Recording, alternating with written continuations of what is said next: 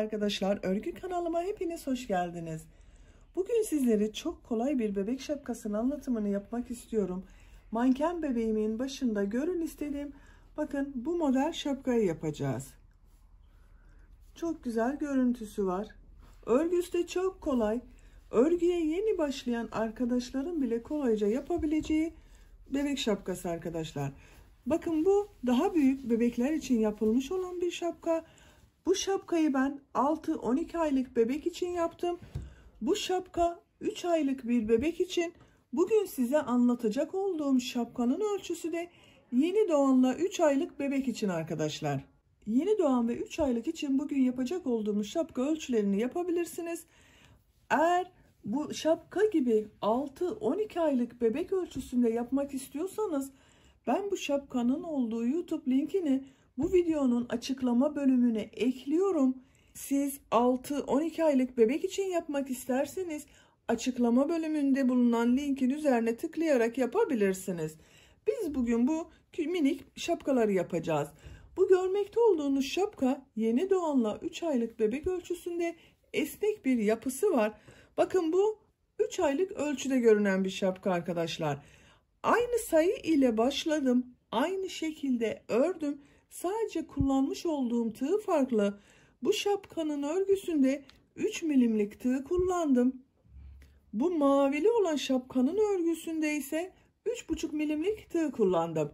Tığlar bakın ne kadar fark ettiriyor ölçüyü. Gördüğünüz gibi daha büyük oldu bu. Aynı ipi kullandım. Aynı sayılarla yaptım. Sadece tığ fark ettiği için bakın ölçüsü büyük oldu. 3 aylık bebek için oldu bu mavi olan şapka. Şapkanın örgüsünde bir adet bakın Nakulux Minnoş Baby kullandım. Çok az ipe ihtiyacımız var arkadaşlar. 30 gram kadar ip yeterli. Böyle bir ipten bu şapka gibi 3 tane yapabilirsiniz. Pembe olarak anlatıyorum bugün. Bakın siz istediğiniz renkleri, istediğiniz marka ipleri kullanarak bu şapkayı örebilirsiniz. Ucuna bu şekilde fıstık modelleri yaptım. Bakın bunu 2 renkli yaptım. Bu 6-12 aylık olan şapkayı 3 renkli yaptım. Siz tercihinize ve yapacak olduğunuz kıyafetlere uyumlu olarak istediğiniz renklerle bu fıstık modellerini yapabilirsiniz. Şapkanın örgüsüne bakın buradan sihirli halka içerisine trabzanlar yaparak başlıyoruz.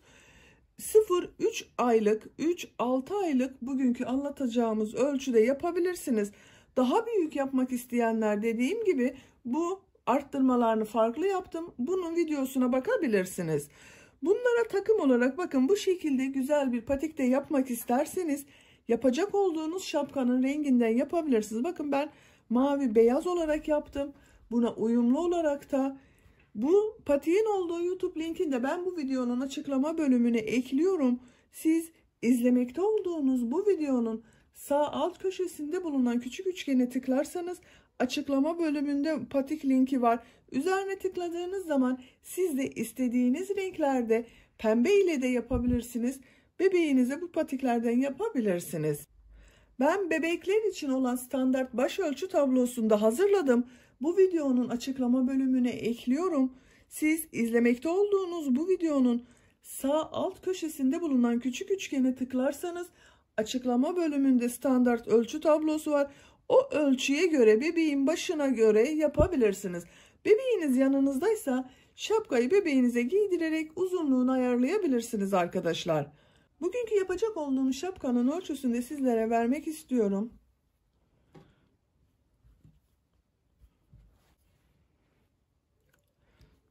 Yüksekliğini ölçüyorum. Bakın başlangıçtan tuttuğum zaman açarak ölçelim. 15 santim yükseklik var. Genişliğini ölçüyorum. Buradan tuttuğumuz zaman 17 santim genişlik var. Siz şapkayı bebeğinizin baş çevresine göre yapacaksınız arkadaşlar. 17 santim 34-35 santim bebeğin başının çevresine göre bakın şu şekilde 34-35 santimlik bebek başı çevresine göre olacak bir şapka yapıyoruz biz bugün. Örgüye geçmeden önce minik bir de hatırlatma yapmak istiyorum.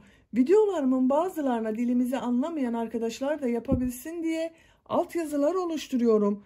Eğer siz izlediğiniz videoda altyazıları görmek istemiyorsanız videonun sağ üst köşesinde 3 nokta işareti var. O noktalı işaretlere tıklayarak ayarlardan altyazıları kapatırsanız altyazıları görmezsiniz. Kanalıma abone değilseniz abone olmayı unutmayın lütfen. Kanalıma abonelik ücretsizdir. Sizden hiçbir ücret talep edilmemektedir. Hepinize kolay gelsin. İyi izlemeler.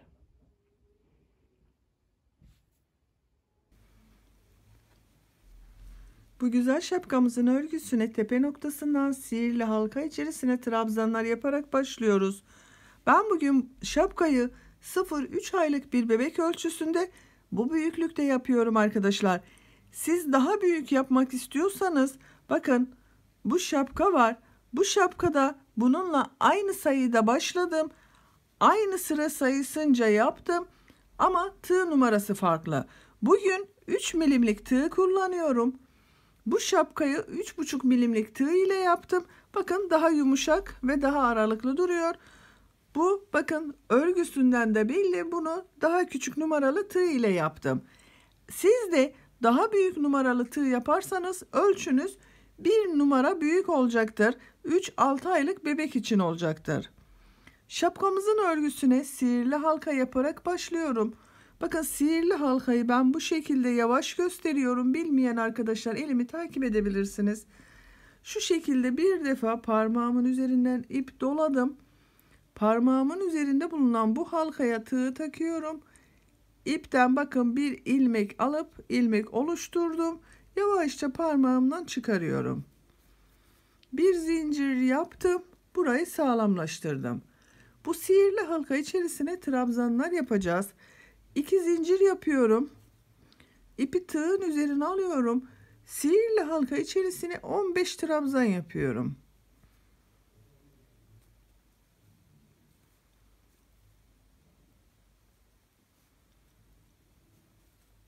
Bakın bu şekilde 2 defa da çıkardığımız trabzanlar yapıyorum. Kaç oldu? 1, 2, 3, 4, 5. Hızlı yapıyorum arkadaşlar. 6, 7, 8, 9, 10, 11, 12, 13, 14, 15. Sihirli halka içerisine 15 trabzanı yaptım. Yavaşça bakın bu ipin ucunu, bakın burada kısa bir ipin ucu var. Bunu yavaşça çekiyorum. Bunu çektiğimiz zaman sihirli halka bakın kapandı.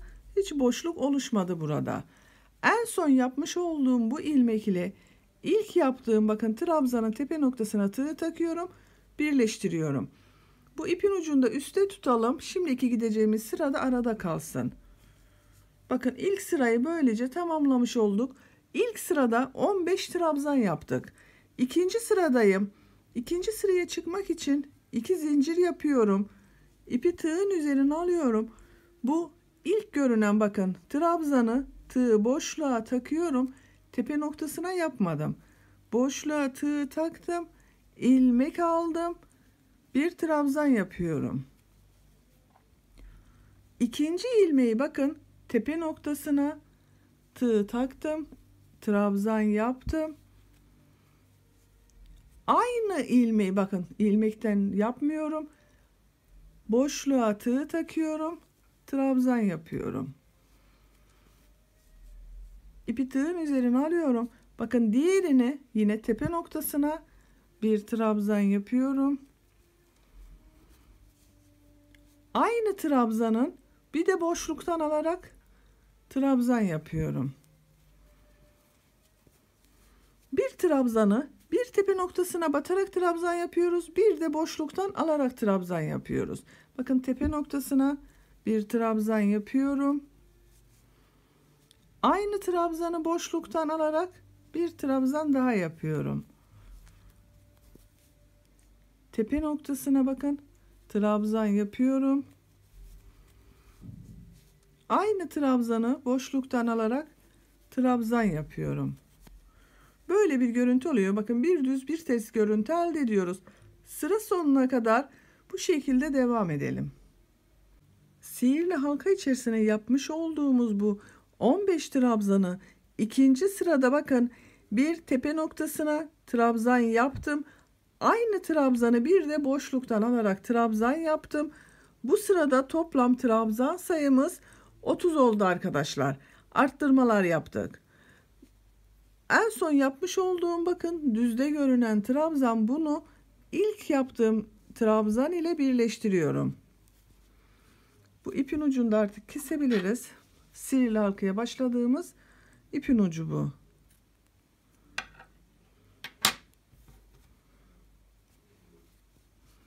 Bakın ikinci sırayı böylece tamamlamış olduk. Bakın bir ters bir düz trabzanlar var. Sayıyorum bakın. Düz olan görüntüleri sayıyorum. 1, 2, 3, 4, 5, 6, 7, 8, 9, 10, 11, 12, 13, 14, 15 düz görüntülü var. Sıra başlarında bakın 2 zincir çekerek oluşturduğumuz bir trabzan vardı. Bu da tersten görünen oldu. Bu iki trabzan arasında tersten görünen trabzan oldu. Üçüncü sıradayız.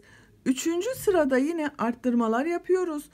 Bakın bu boşluktan alarak yapmış olduğumuz düz görünen trabzandan 2 tane yapacağız. Terste görünenden 2 tane yapacağız. Düzde görünenden 2 tane trabzan yapacağız. 2 zincir yapıyorum. Bu ilk bakın düz görünüyor. Boşluktan aldım. Trabzan yapıyorum.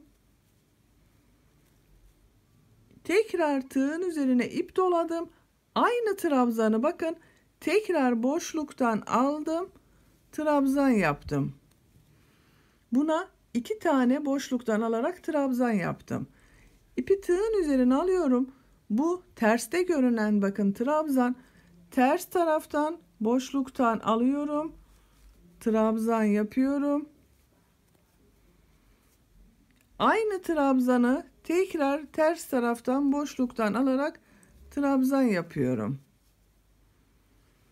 İpi tığın üzerine alıyorum. Bakın bu düz görünen düz taraftan boşluktan alıp trabzan yapıyorum. Aynı trabzanı tekrar bakın boşluktan alarak trabzan yapıyorum. İpi tığın üzerine alıyorum. Terste görünen bu trabzanı ters taraftan boşluktan alarak trabzan yapıyorum. Aynı trabzana ikinci olarak tersten alarak trabzan yapıyorum. Bakın bu şekilde 2 trabzanı tersten yaptım. 2 trabzanı düzden yaptım. Düz görüneni düz taraftan 2 trabzan yapıyorum.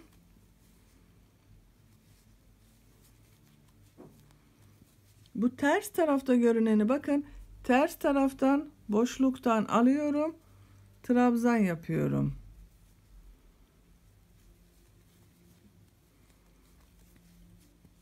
Bakın hepsinden ikişer defa trabzan yapmış oluyoruz arkadaşlar. 2 terste görünen var, 2 düzde görünen var.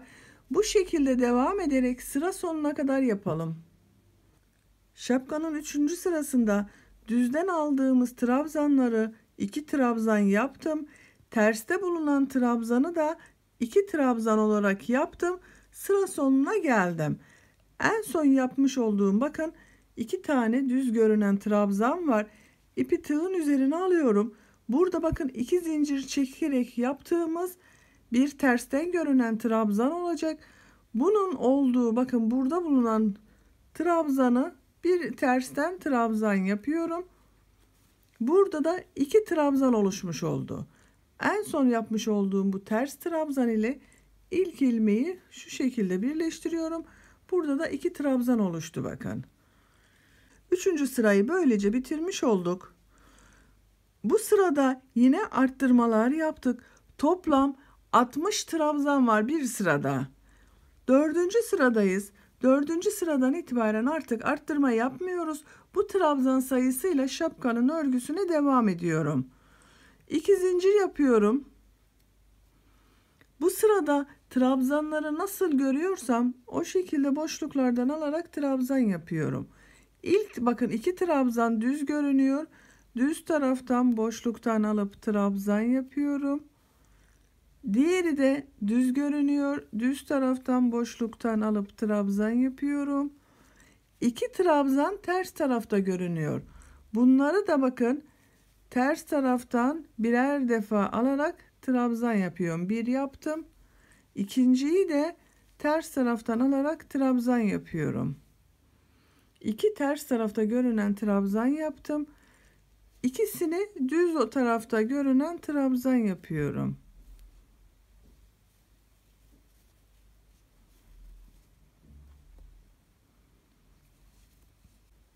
Bu ikisi bakın ters tarafta, birer defa ters taraftan alarak trabzan yapıyorum. Diğerini de aynı şekilde ters taraftan boşluktan aldım. Trabzan yaptım. 2 ters tarafta görünen oldu. Bu 2 düz görünen trabzanı da düz taraftan boşluktan alarak trabzan yapıyorum. Bu şekilde devam edeceğiz arkadaşlar. Düzde gördüğümüz bakın bu ikişer trabzan yapmıştık. Düz taraftan birer defa alarak trabzan yapıyoruz. Ters tarafta görünen bu 2 trabzanı da ters taraftan birer defa alarak trabzan yapıyoruz. Bu şekilde yaparak sıra sonuna kadar devam edelim.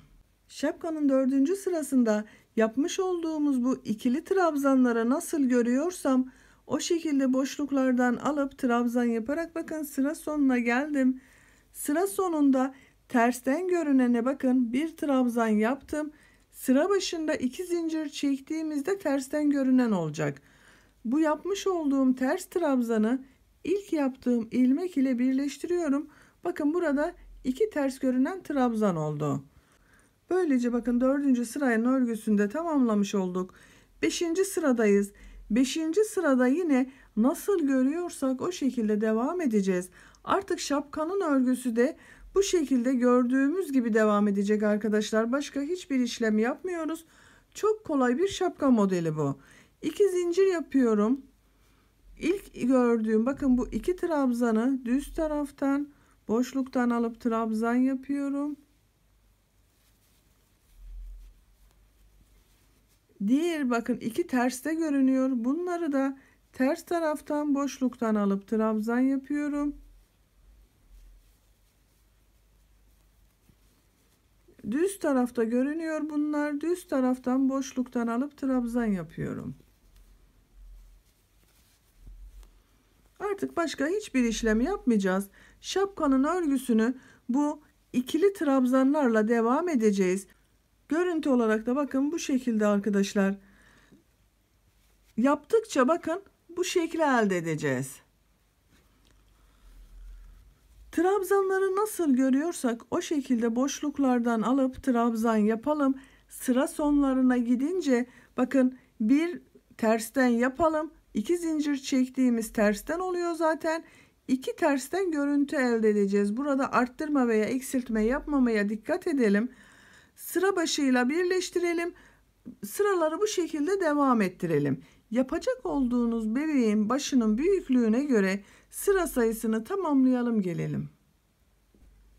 Şapkanın örgüsünü beyaz renk ile benim için gerekli olan yüksekliğe kadar ördüm. Sıra sonunda bakın sırayı birleştirdim. Başlangıçtan itibaren kaç sıra yaptığımı sayıyorum. Bakın 1 trabzanlarla birlikte ilk yaptığımız sırada olan trabzanla birlikte 1 2 3 4 5 6 7 8 9 10 11 12 13 14 15 16 17 18 sıranın sonunda benim için gerekli yüksekliği ben elde ettim. Siz daha büyük yapmak istiyorsanız 1-2 sıra daha devam edebilirsiniz arkadaşlar. Tığınız da benim yaptığım tığdan daha kalın bir tığ ise bu daha büyük şapka olacaktır. Şimdi bu şapkanın ucuna bakın bu şapkanın ucunda olduğu gibi fıstık modelleri yapacağız. Ben bugün pembe ile yapmak istiyorum. Bakın bu şapka da Bununla aynı sayıda başlamış olduğum bir şapka.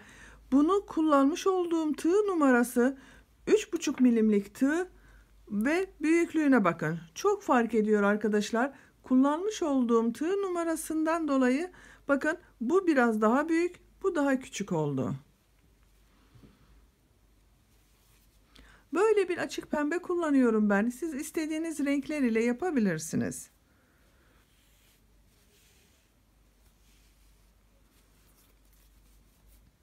İlmeğimin rengini burada pembe yapıyorum. Bakın içerisinden geçirdim, çektim. Bir defa zincir çekip sağlamlaştırıyorum. Beyaz ipi burada bekletiyorum. İkinci sırada beyaz ipi kullanacağız. Bu ilk ilmek içerisine sık iğne yapıyorum. Bu fıstıklardan yapacağız arkadaşlar. Fıstık modelleri yapacağız buraya. Fıstık modellerini bakın şu şekilde yapıyorum. İlmeği uzatıyorum. Bakın tığın üzerindeki ilmek uzun. İp doluyorum. Yapmış olduğum bu sık iğneyi yan taraftan yakalıyorum. Bakın bu şekilde yan taraftan tığı taktım. İlmek aldım. Çektim. Uzun çektim. Bakın ilk yaptığım ilmekle aynı uzunlukta. 1 2 3 4 5 defa yaptım. Bakın ilmeği alıyorum. Hepsini içerisinden bir defa da çekiyorum. Bir zincir yapıyorum. İlk fıstık modeli buraya yaptık. Buradan 1 2 ilmek atlıyorum. Üçüncü ilmeğe sık iğne yapıyorum. İkinci fıstık modelindeyiz. Bakın ilmeği uzatıyorum. İp doluyorum. Bu sık iğne yaptığımız bakın bu boşluğa tığ takıyorum. Fıstık modelini buraya yapıyorum. 1 2 3 4 5 defa yaptım. İlmek alıyorum. Hepsinin içerisinden bir defa da çekiyorum. Bir zincir yapıyorum. 1 2 ilmek atlıyorum. Üçüncü ilmeğe sık iğne yapıyorum. Üçüncü fıstık modelindeyiz. Bakın ilmeği uzatıyorum. İp doluyorum. Bu bir sık iğne yapmıştık. Bakın bunu bu şekilde boşluğa takıyorum. 1 2 3 4 5 defa ilmek aldım, çektim. Tekrar ilmek alıyorum. Hepsinin içerisinden bir defa da çekiyorum. Bir zincir yapıyorum. 1 2 ilmek atlıyorum. Üçüncü ilmeğe sık iğne yapıyoruz. Bakın bu şekilde yatay fıstık modelleri yapıyoruz. Yapmış olduğumuz fıstıkları 2 ilmek atlayıp üçüncü ilmeği sık iğne olarak sabitliyoruz. Bu şekilde devam ederek sıra sonuna kadar yapalım.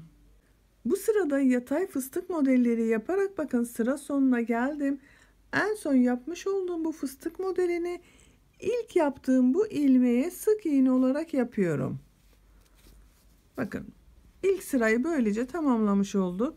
Böyle de çok güzel. Siz isterseniz böyle de bir sırada da bırakabilirsiniz arkadaşlar. Ama ben bunun gibi bir sıra beyaz da yapmak istiyorum. Bir sırada pembe yapacağız ucuna. Pembeyi burada bekletiyorum. İlmeğimin rengini beyaz yapıyorum. Bakın beyaz orada da bekletiyorduk. Burada ilmeğin rengini beyaz yaptım. Örgüyü çeviriyorum. Beyazı ters taraftan yapacağız. İpi uzatıyorum. Bakın bu ilk ilmek içerisine fıstık modeli yapıyorum. 1 2 3 4 5. Bu fıstık modellerinin uzunluklarının eşit olmasına dikkat edelim arkadaşlar. Yoksa çekme yapabilir. 5 defa tığa ip doladım. İlmek çektim. Bakın bir defa da içerisinden çekiyorum. Bir zincir yapıyorum. Yapmış olduğum bu fıstık modelini bakın. 2 model ortasında burada bulunan bu boşluğa sık iğne yapıyorum. Buraya sık iğne yaptım. Tekrar ipi uzatıyorum. Fıstık modelini bakın burada bulunan bu boşluğa yapıyorum. 1 2 3 4 5 defa doladım. İlmek alıp bir defa da çekiyorum. Bir zincir yapıyorum. 2 fıstık modeli ortasında bulunan bakın bu boşluğa sık iğne yapıyorum. İpi uzatıyorum. İp doluyorum. Bu sık iğneyi yaptığım bakın bu boşluğa fıstık modeli yapıyorum. 1 2 3 4 5 ilmek alıp çıkardım. Bir zincir yaptım. Bu boşluğa sık iğne yapıyorum. Bakın görüntü olarak böyle. Sıra sonuna kadar fıstık modelleri yaparak devam edelim. Beyaz renk ile fıstık modelleri yaparak bakın sıra sonuna geldim. Son yapmış olduğum fıstık modelini ilk başta bulunan bu ilmeğe sık iğne olarak sabitliyorum. İlmeğimin rengini pembe yapıyorum. 3. fıstık modeli sırasındayız. Bakın görüntü olarak da böyle arkadaşlar. Bu 3. sırayı düz taraftan bakın bizden tarafa çevirdim. Düz taraftan yapacağız. Beyaz ipimizi burada kesebiliriz.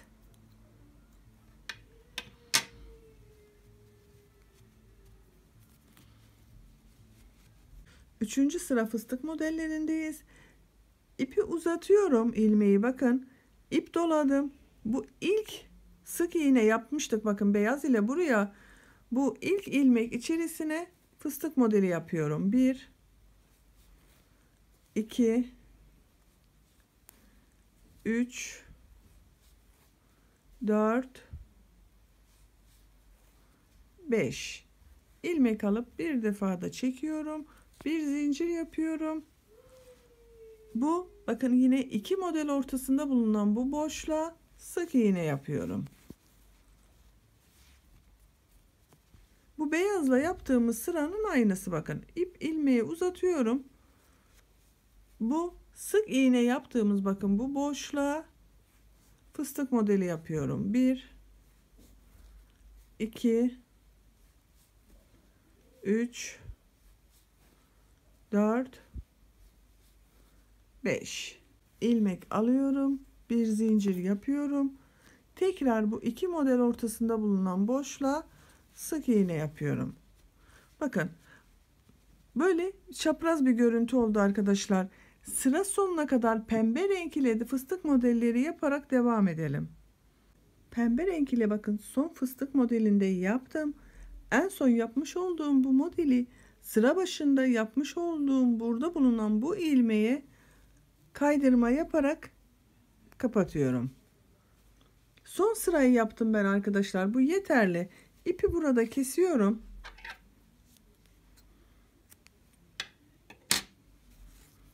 Şapkanın örgüsünü böylece bitirmiş olduk. Bakın çok güzel oldu. Gördüğünüz gibi burası.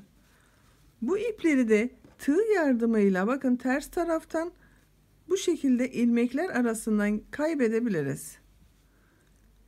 Pembeleri pembe dolguların arasında kaybediyorum. Beyazları beyazların arasından kaybediyorum.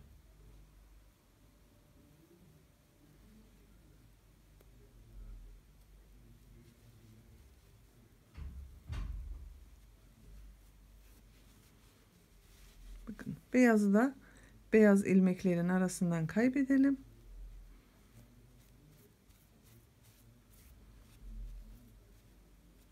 Kesebiliriz artık.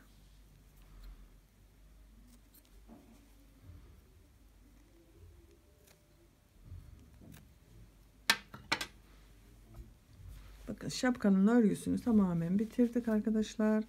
Çok güzel ve çok kolay oldu gördüğünüz gibi. Siz de bunun gibi rengarenk yaparak bebeğinize giydirebilirsiniz. Bakın mavi renkle de çok güzel. Ben her iki rengini yaptım size göstermek için. Bitmiş olarak size ölçüsünü de vermek istiyorum. Bakın elastiki bir yapısı olduğu için toparladı arkadaşlar. Aslında şapkanın örgüsü geniş. Yüksekliğini ölçüyorum. Başladığımız noktadan bittiği noktaya kadar ölçtüğüm zaman 15 santim. Bakın uzunluk var. Enini ölçüyorum. Bakın bu renkli yaptığımız yerden ölçtüğüm zaman 17,5 santim. Bu da 2 katı 35 santime geliyor arkadaşlar. 35 santimlik baş çevresine göre bir şapka yaptık. Bu şapkanın örgüsü 0-3 aylık bebek için güzel olur. Bakın benim manken bir bebeğim var. Bu bebeğin baş çevresi 3 aylık bir bebek için. Bakın baş çevresi ölçüsünde böyle taktığımız zaman gayet güzel oluyor.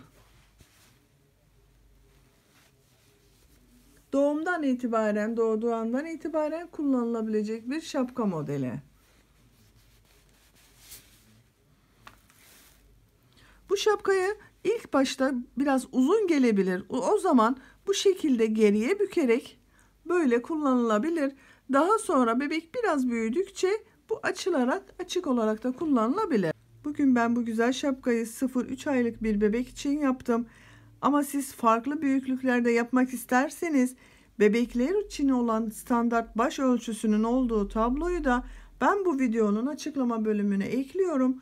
Oradan bakarak değişik boylarda yapabilirsiniz. Böylece bir örgü anlatımımızın da sonuna gelmiş olduk. Beni dinlediğiniz ve izlediğiniz için hepinize çok teşekkür ederim. Kanalıma abone değilseniz abone olmayı unutmayın lütfen arkadaşlar. Abonelik ücretsizdir. Sizlerle yeniden yeni örgülerde buluşmak üzere. Hoşça kalın, sevgiyle kalın.